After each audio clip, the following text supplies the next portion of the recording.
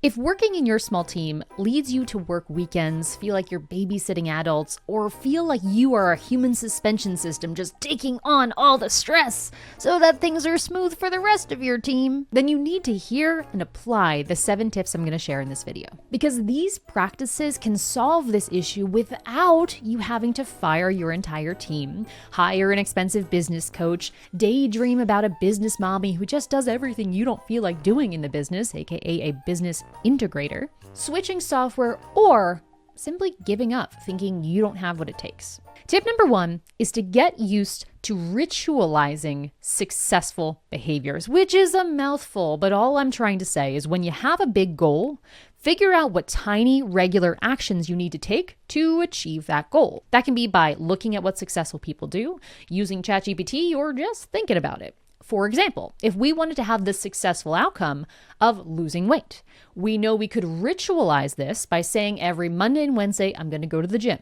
or every day I'm going to maintain a calorie deficit, or every Sunday I'm going to meal prep. These are all things that are recurring, simple actions that if I do them, and I care enough to do them, I will achieve the successful outcome. Makes sense, doesn't it? Well, the same thing applies to business. What I call it in a business context is routinifying. I have a whole video on the concept up here.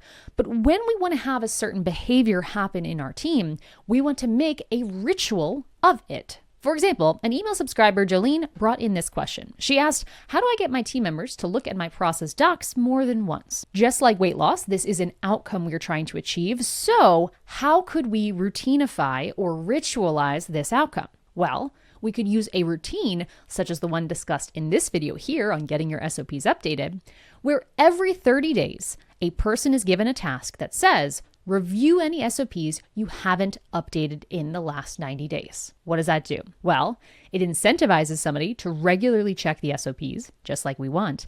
And if they don't do that regularly, it gives them a one-time, I don't want to say punishment, but one-time catch-up to do that regularly. So at the very minimum, every 90 days, SOPs are getting a thorough look over. In that way, we are making small routines that achieve the set outcome. Whether your goal is looking at SOPs, losing weight, booking discovery calls, or filming YouTube videos, the secret of all of this is just viewing anything you need to do as a series of habits that kind of compound over time. And your job is to identify the habits and repeat them. So it's just a matter of willpower to actually make it happen. A simple question you can steal to make sure you're applying this in your business is this: what do I need to do and at what frequency to be successful in this area?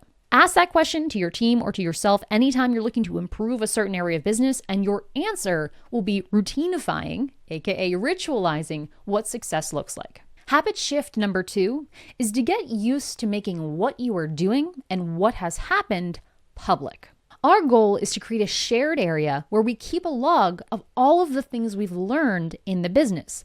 And in this case, learning is referring to mistakes, because the fact is, the best way humans learn is by messing things up and correcting them. But here's where it gets good, okay?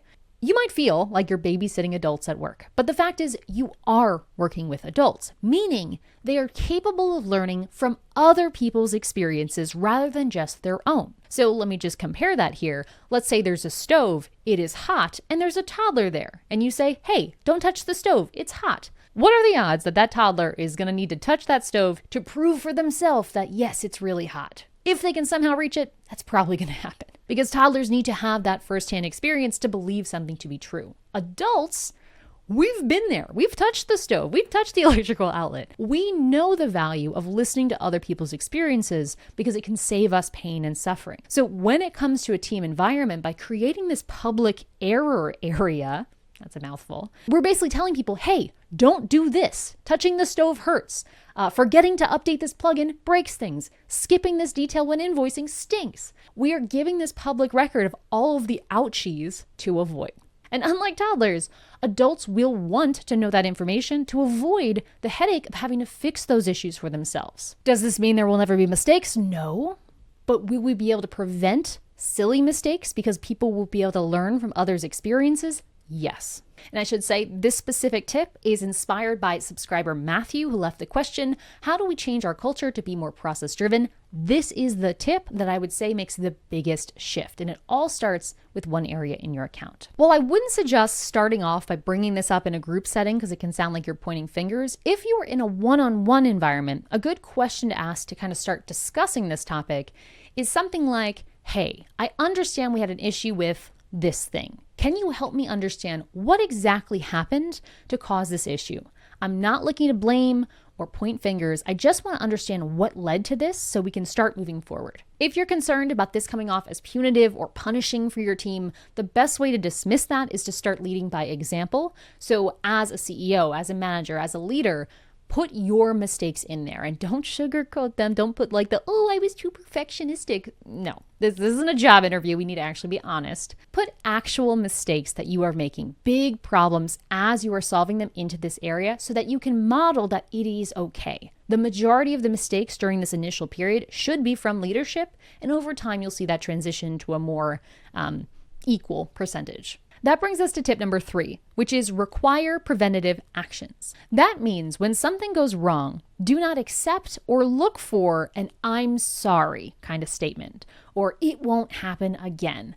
Sure, those things might make someone feel better because they feel less guilty, but as a leader, as someone trying to build a process-driven organization, I don't want to say that stuff doesn't matter, but that shit don't matter. That's just for your own validation. Do with it as you will. Logically, what we need is a here's what's going to happen in the future. So not sorries, not blame, not, well, here's why or excuses. Just, okay, this happened. Here are the steps I'm going to take, the preventative actions that will prevent this action in the future.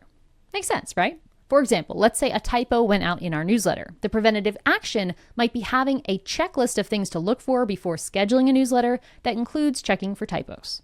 Or let's say we had a client call we were hosting and the person responsible for it was out sick and didn't find anyone to cover. So the clients were ghosted. Oh my gosh, terrible situation. Preventative action might be that there are always 2 people on every call. So if that ever were to happen again, it wouldn't be a big deal because there are 2 people there. These preventative actions tend to be small tweaks that the person responsible for the area is in charge of solving. So not me, the founder, not the owner, not the manager. It is the job of the person. So if I messed up the newsletter, I got to prevent this issue in the future. If I messed up the event, I need to prevent this issue in the future. If I messed up scripting a video, I need to prevent this issue in the future. It is an individual responsibility. The only job of the manager in this situation is to oversee and guide and to make sure it actually happens. A good prompt for a manager or someone who's managing themselves to get into this mindset is, what can I do today to make sure that repeating this mistake is almost impossible?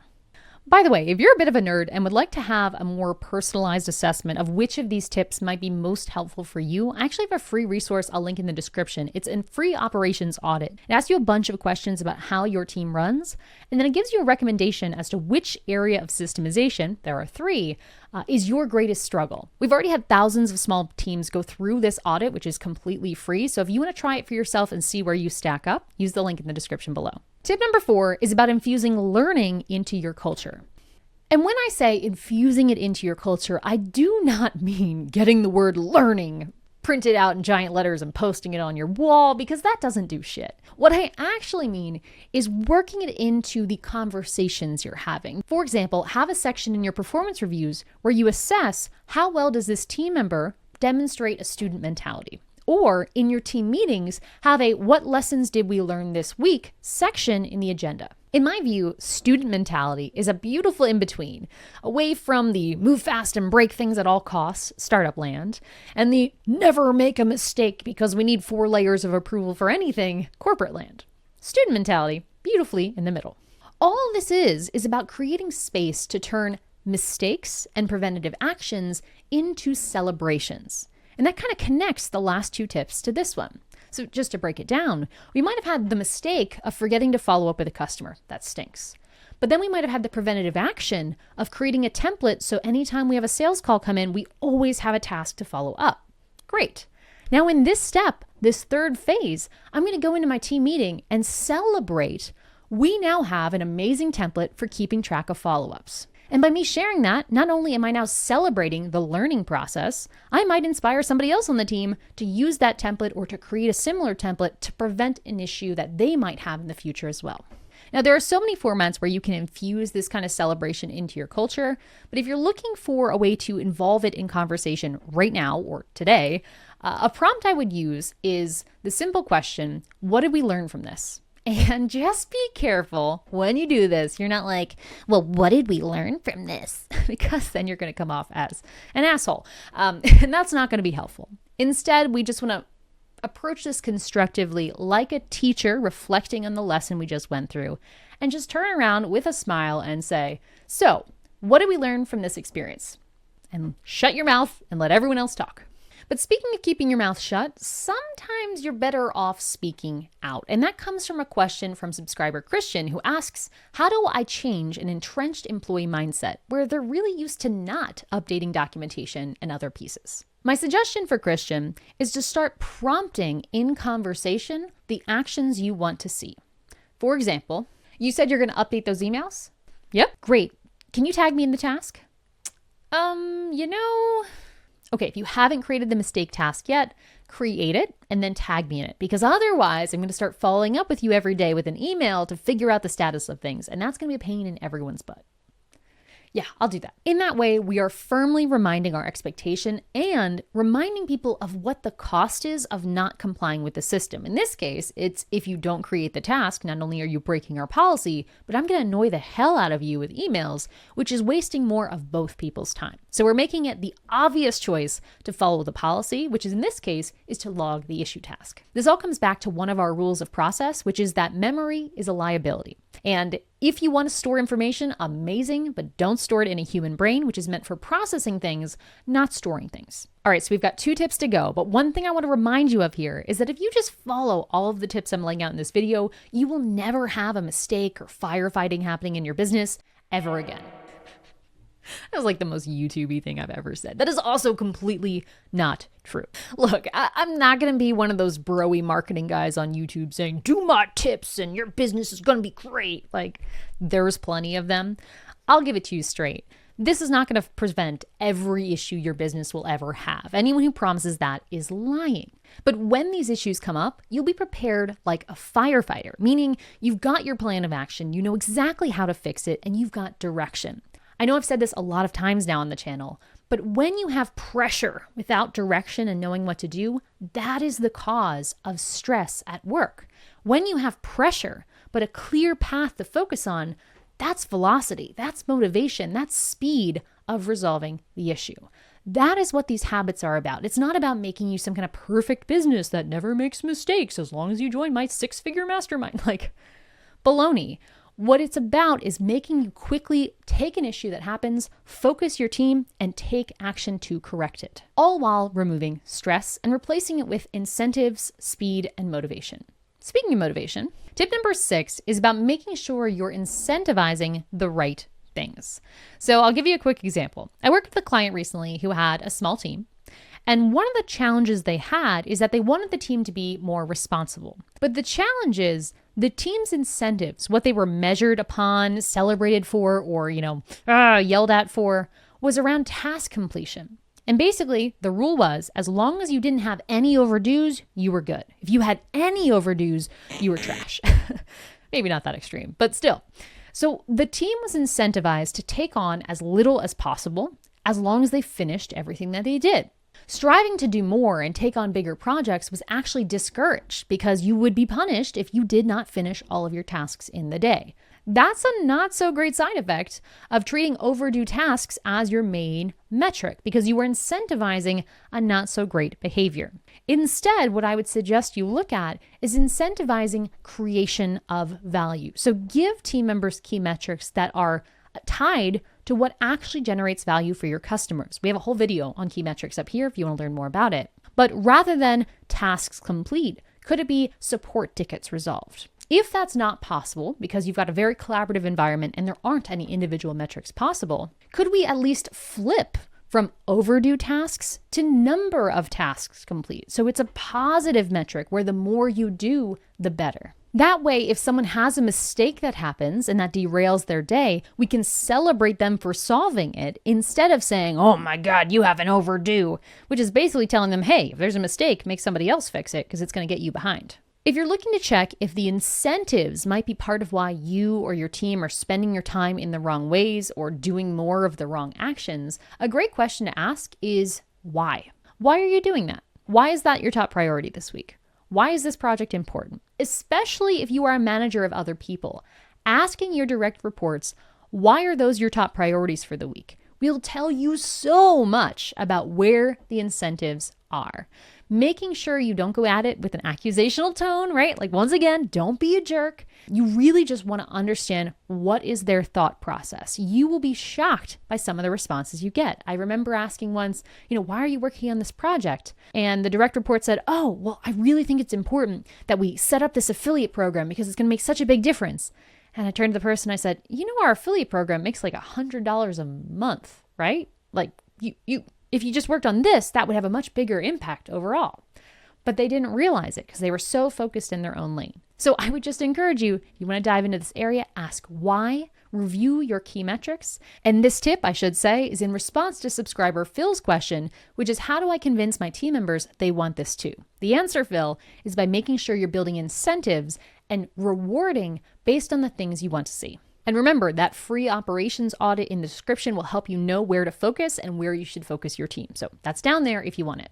Last, but certainly not least, the most impactful tip, if you take nothing away from this video, take this one. Don't borrow emergencies. And I have to say this one with a bit of a chuckle because this is the most difficult habit for me. I have a terrible habit of not following this habit, so let's both do better and treat this as the top priority going into this next year. Here's how it works. When someone doesn't prepare, when someone doesn't read the SOP, when someone doesn't follow the policy and haywire happens, see it happen, note it in your noggin for personnel files or anything else, and do not take on the issue for yourself. That's it. This habit is a very useful one to have in response to the subscriber question we had of, who am I producing SOPs for? No one reads, right? If you follow this habit, SOPs will be read. So let's go through an example of what this might look like. Let's say you are drafting emails. You've got one person drafting, you are reviewing, and then the email gets scheduled. Someone drafts, amazing. The draft gets onto your plate. You look at it and you're like, wait, this is missing this, this is missing this, this is totally not following our process. When this happens, do not fix it. Do not suddenly start drafting the email just because it wasn't done. No. Instead, you go back to that drafting task. You find it wherever it is. You reopen it. You say, this is not complete. You leave a comment that says, I was supposed to review this email, but it was not complete. Please complete it according to the SOP and resubmit it when it's ready. By the way, this is now 1 day overdue and the deadline is XYZ. If it's not done by that point in time, we're going to have a problem, or whatever the stakes are. Want another example? Let's go with this one. Let's say Bob is in charge of retiring an offer. You have a service you're offering, you're not offering it anymore, and you say, hey, Bob, you're in charge of making this disappear so it doesn't show up anywhere. Well, a week later, someone reports that this offer is still visible. It's linked in a bunch of places. It was never removed. What do? Well, the normal default reaction is, they didn't do their job, so now it's my problem. I might as well just do it myself. God, I can't trust anybody. Blah, blah, blah, blah. You've been there, right? It's not just me. Instead, what you need to do is go to the person responsible, say Bob, who said he was going to do this weeks ago, and say, Bob, finish what you said you did. You told the whole team it was complete. It wasn't complete. Go finish it. And make it Bob's problem. Bob's the one working late. Bob's the one stressed out over it. Bob's the one who's worried about all of the support tickets coming in because they're all assigned to Bob. As hard as this can be, because sometimes it means that resolutions take longer, that clients have to wait longer for responses, that the business is having more pain by having this go back to Bob in this case, it is the thing you need to do. These scenarios sound easy for you to navigate and you're like, no problem. Of course I'd give it back to Bob. Think again. because both of these scenarios are actually real things that have happened in the last year in my own business. And I'll tell you, only half of them did I have the self-control to not help solve the issue and put out the fire before it spread. So while this is definitely the most powerful habit, I think, in this whole bunch, it may not be the easiest one. But even though I might not be an expert in giving critical feedback to employees, I do know someone who is. Watch this video on the end screen where I sit down with seasoned manager Xandra, and she shares her tips on how to give critical feedback in a constructive way and how to approach offboarding if things aren't going the right path. Watch that video here, and until next time, enjoy the process.